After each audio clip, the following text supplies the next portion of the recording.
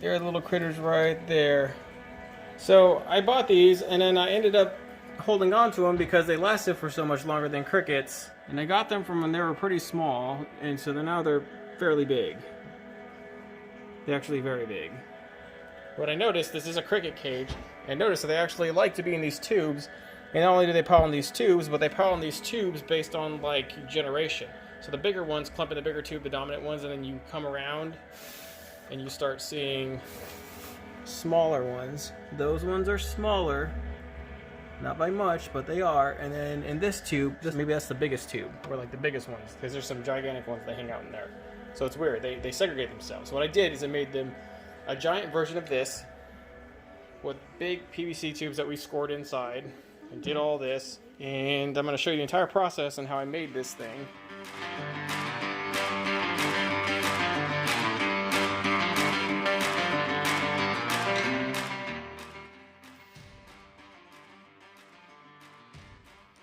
Alright, so we're mainly using scrap parts and only a few things we bought from the actual store, like this piece of plexiglass. These are all the materials that I use for the project, and these are all the tools that I use as well. I had a few slight deviations, but you don't need to do those things. You just need to have a plan, and you can make this any size you really want, because the principle stays the same.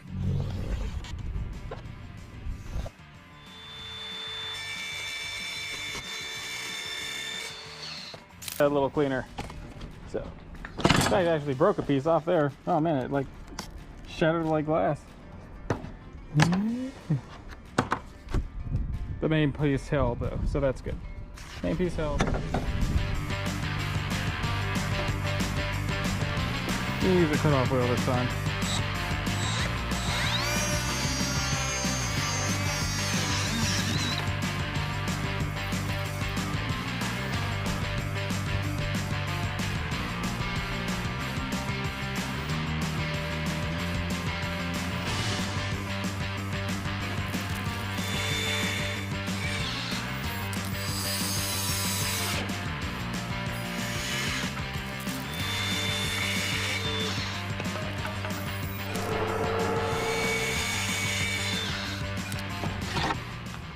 You want to see the unboxing video?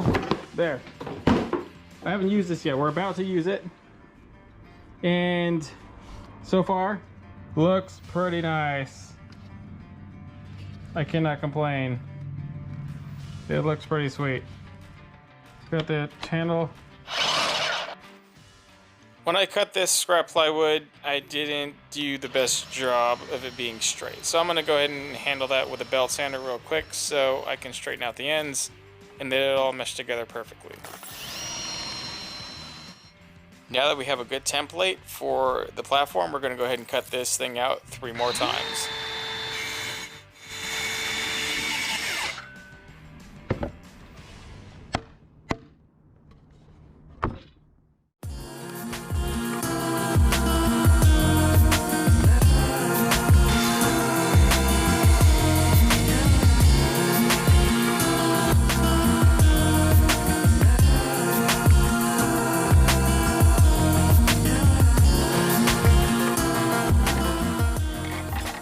Here we put wood glue.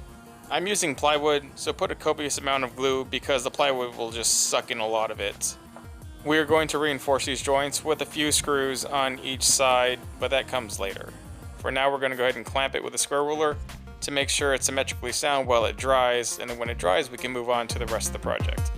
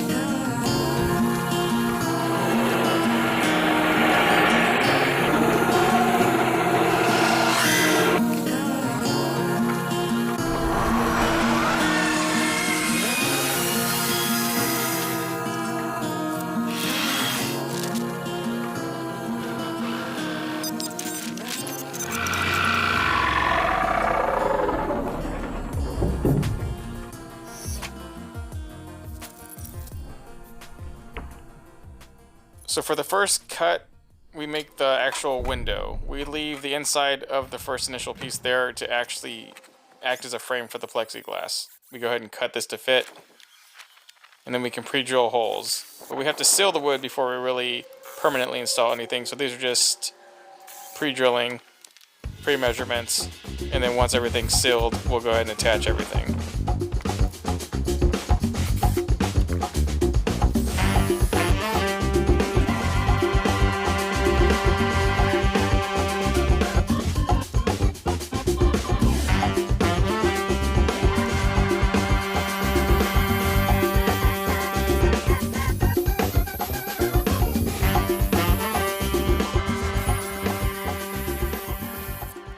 I've now decided to deviate from my plans and cut out 3 of the 4 rectangular sides of this box.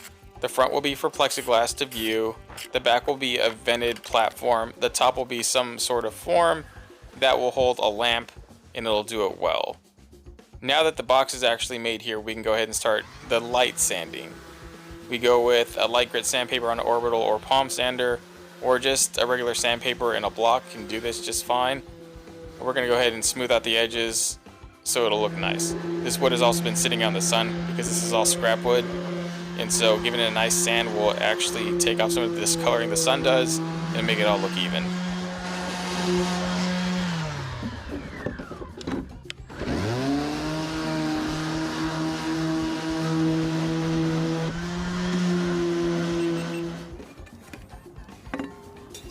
Alright, so how this is going to work is they need heat, just like anything. So I want the pipes to run from this section down, and they'll get heat from here. Okay, I have this piece of like John boat seat aluminum, and I'm strongly thinking about making this the lid. I have one where I made the wood top, and I'm not really particularly the happiest about having a hot heat lamp on wood versus having an aluminum, which will dissipate the heat fairly quickly, versus wood. I think I'm gonna run this.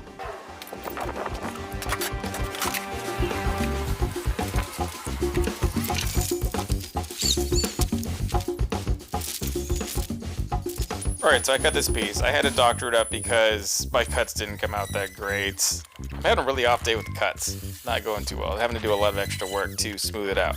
But once the piece is smoothed out, it's going to do quite beautifully. The bigger flaw with that Pets-mart cricket cage, other than that it was small and brittle, is that it didn't have, you couldn't stick a lamp on it. You couldn't have any sort of heat source. And for Dubia roaches to breed correctly, they need a certain amount of heat to be able to do it. They need to be able to move up and down the spectrum. Right now we are making the hole for the lamp so this can be done. We can also attach it directly to this panel because it is aluminum. I don't have to worry about what the heat lamp's going to do to wood over time if we kept a wood top like I had originally planned.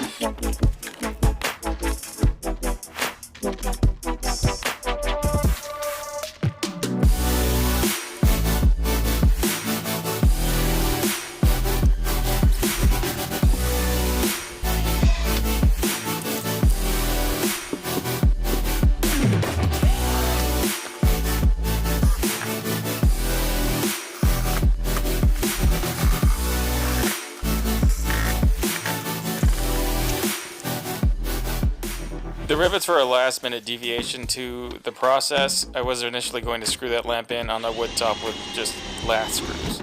We're also going to put a latch, since I'm running a thin aluminum sheet. We're going to go ahead and run this boat latch I have randomly in my garage. You don't need to do this, it's just going to look good, so I'm going to do it. But you can get any sort of little latch for a cupboard or a shelf at Lowe's and just put it on top and pull it up and down. This is just going to be cool. That's really the only reason we're running it. I ended up cutting this piece and deviating from the original plan to shift over that lamp That way it hits one part of the pipe and they can go up and down to get as much heat and then go back down to cool themselves or do whatever. So that's why we initially cut this. When I had it in the middle, they really don't have anywhere to go. It's not going to give them any sort of variation or choice. Let's go ahead and fit this plexiglass top on. Now that the project is a little bit farther on, we can see how it looks and how it meshes with the top. The plexiglass does look good on the front. It's going to do as expected. We also later cut out the back to add a vent system. We decided that's the best way to go. But the bigger thing is, we had to figure out a way to retrofit these for the Dubia Roaches to use them. This is random PVC pipe from a leftover project in my backyard. It's going to do the perfect job, but first we have to figure out a way to score the inside because it's super slick on the inside and the roaches won't be able to crawl up it, making these pipes pretty useless. We're going to go ahead and cut them to fit though, now that we have an ideal size.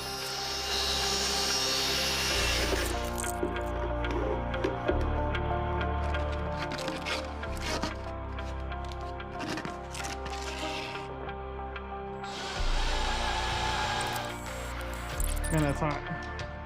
What we did, we just made ourselves a DIY pusher thrower thingy.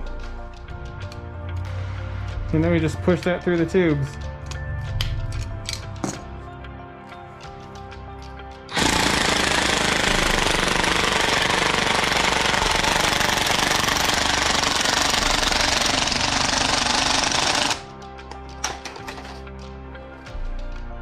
That's beautiful. No! The drill bit failed.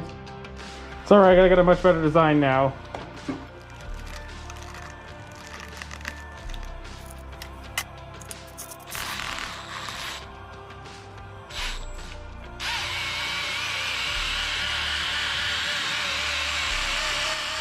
That little DIY wire brush tool perfectly spiraled the inside of that with enough grooves for the roaches or any insect really to crawl up that. Now it's just a matter of how we're going to mount them in there. I want them diagonal. We're going to have to cut a diagonal hole. You can't use a hole saw and cut a straight hole because they just won't slant down. You have to make the hole saw slant when you put the holes through. We're going to try and retrofit this for 4 to give these roaches the most room they can so they can actually truly start breeding the way they need to. You'll also be able to extract the Dubia roaches at ease when feeding, and you'll be able to choose which ones and which generation you want to pull out. I know the egg cartons have worked for a long time, but this design is maybe a whole lot better.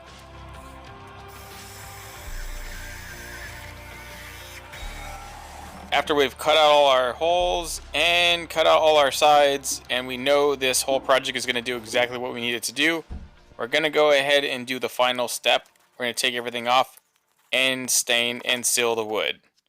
This is polyacrylic water-based sealant. We do this 3 times. The first time, the wood is just going to soak the acrylic in. That's a given because it's plywood and it's cheap. The second coat should start looking a lot better, and by the third coat, you should have a pretty good solid deal. The instructions recommend that you wait 2 hours between coats, 3 hours after the final coat, and 24 hours for it to fully cure. And I would definitely recommend 24 hours before you drop any sort of insect in there with uncured sealant.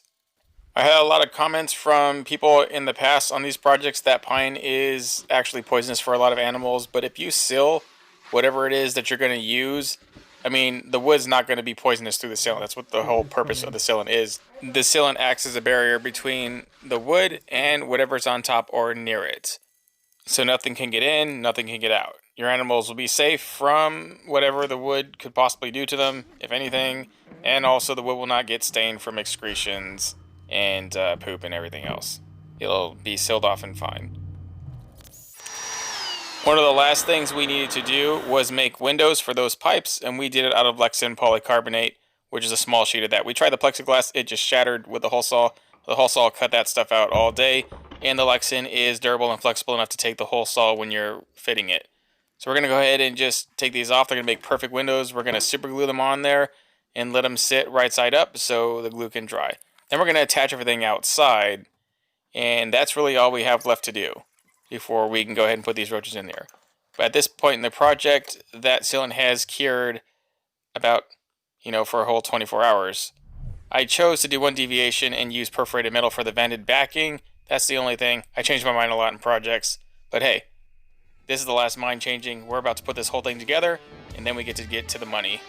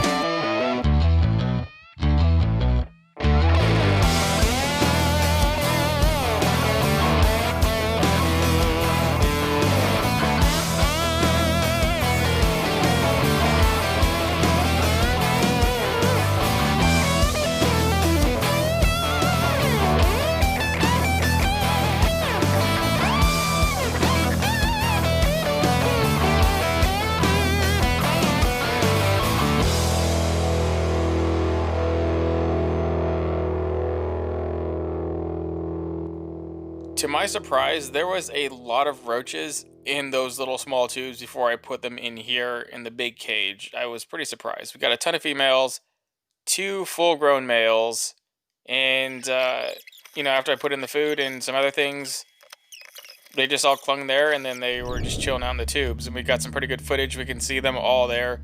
The biggest ones really cling to the first one. And then, we DV down here. They're all getting pretty big. So I think the gap's closing, but you can still tell that there's a definite size difference in a lot of them. I tried a few things. I tried a 100-watt heat bulb from Pets-mart, and then I tried the red one. They were both too hot. I tried the red one because it was less intensive light, and the roaches don't really like bright light, but it was too hot. Then I tried the 100-watt, and it was still too hot. Then I tried a ceramic heat lamp, and it was even hotter than those two. I didn't want to cook them, so I'm just going to have to get a much less aggressive bulb. But they did like the cage. They were chilling out there. They were just hanging out. They were eating. They were doing all kinds of stuff during the nighttime. And so this is going to work. This is going to be good, a good breeding ground for everything, and it's much better than getting a plastic tote and a bunch of egg crates and using that. I know that works, and that would have been good enough, but I want this to be better and easy for me to use. If you saw this and thought it was cool but don't want to build it, you can hit me up on Instagram and I'll talk about selling you one. If you want more guidance on some of these projects that you see on YouTube, you can check me out on Patreon. I give a lot of perks and detailed guidance and one-on-ones with my patrons. They're my exclusive audience. Thank you much, everyone. Good luck with your projects.